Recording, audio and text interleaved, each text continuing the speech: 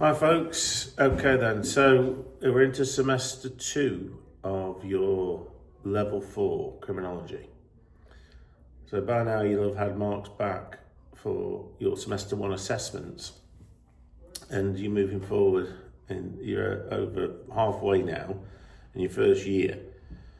And I've had an email from the timetabling team. We're going to start timetabling September now. What that means for you then, it's a time to reflect on your experience so far at the university and a look at what you want to do in the future. I've spoke to several people and they're interested in the victim pathway. So I'm going to go through the pathways and explain what your options are. First of all, if you're unsure and it's still too early for you, that's fine. You can stay on a standard criminology degree and you can take options and you can take your time to think about what you want to do. Not everybody wants to go into the world of work. Some people want to continue their education and do a master's degree, and some people just don't know what they want to do. In which case, it's safer to remain on the standard criminology degree.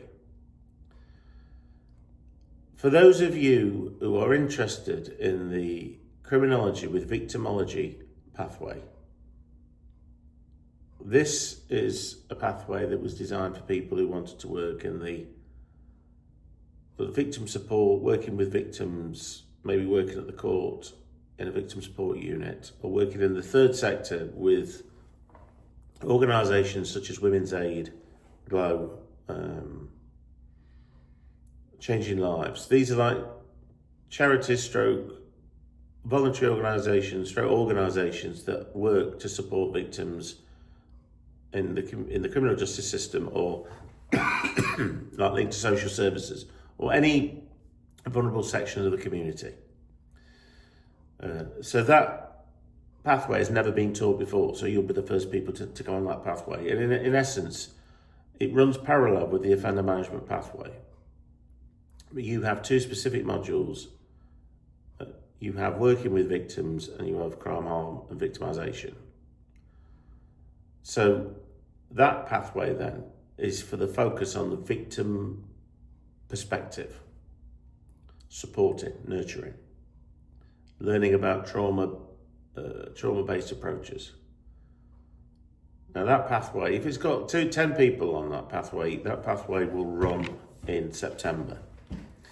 So I will be sending out a Microsoft form and I just want you to indicate that you'd be interested in one of the pathways. So the next pathway is my own pathway, which is the offender management pathway, which has been in existence a long time. And the offender management degree originally was created in 2011 by the university and the prisons. And when I came in 2012, I'd been here a bit, and then in 2013 I went to teach on that. So, I've been teaching offender management now for 12 years. So it's a well-established pathway. It's match fit, it's up to speed, and it has been seconded on for employability. So this pathway is for people who want to work in the justice sector. They definitely know they want to, in the criminal justice sector. So the CPS, the courts, the prison service, the probation service,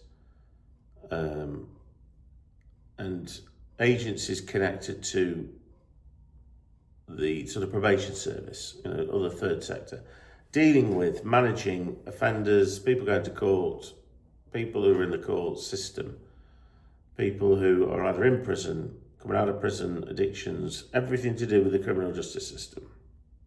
But mainly from a management point of view, from an offender management point of view. So prison offender managers,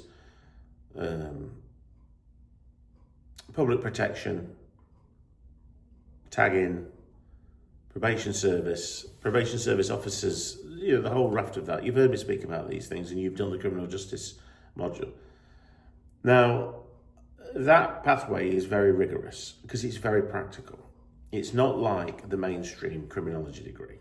It's challenging because it's obviously for people who want to work in the sector. So there are certain standards.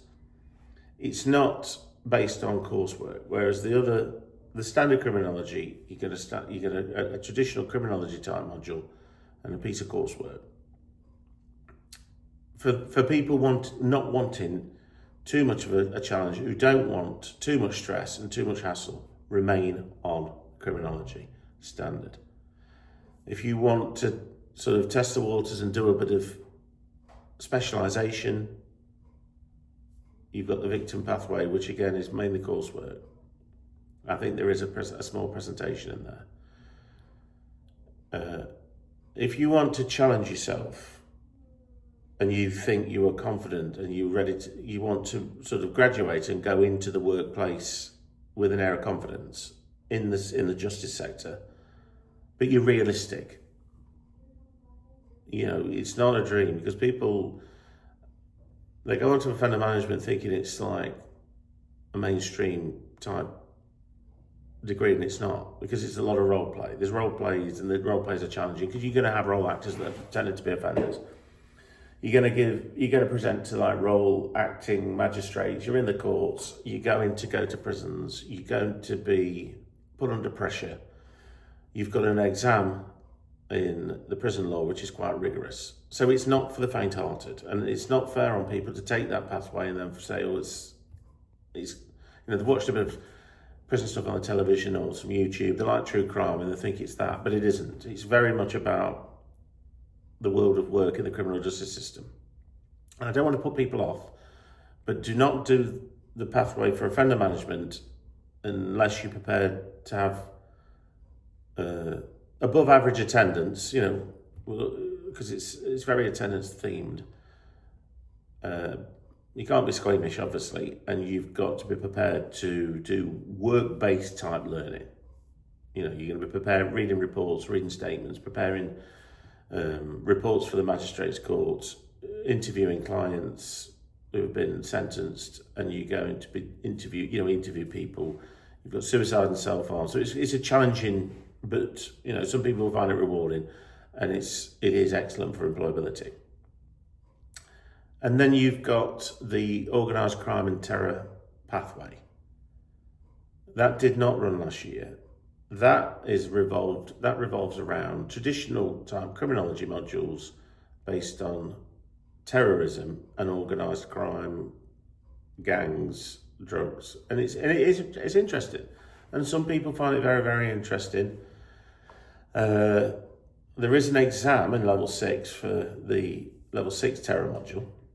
So, that comes with an exam. Apart from that, it is coursework. So that's more traditional. So you've got, I'll just sum them up again. You've got the standard criminology path, the standard degree, which I would strongly recommend for people who are not sure, people who are a little bit anxious, who just want to tease their way through the degree, or people who are they're working and they're doing the degree at the same time, and they don't really know what to do, and they don't want too much stress in the degree experience. And they're interested in criminological theories, they're interested in criminological topics, they want to enjoy reading things that they're interested in, so they can pick and choose things that are interesting for them. I would recommend that. And then I talked about the victim pathway. Obviously the offender management pathway, very rigorous and very and stressful. And I say to people, if you're going to work and you're going to work in the justice sector, you have a hard experience on your degree, but then you have an easy experience in work. So you work hard at university, it's very, very challenging, but then when you move to the place of work, you've covered a lot of the stuff that you're going to do when you go to work. You'll have experienced the same sorts of activities that you will have when you go for job interviews in the sector, because a lot of it's informed by the industry. And the topics you're going to study, especially the probation service, if you went into the prisons or probation, you will have covered them in detail in your degree. So you were very, very knowledgeable when you actually go to work. So it's like a hard degree, but easy work. And then the terror pathway, which is like human interest. It's interesting things, the mafia, gangs,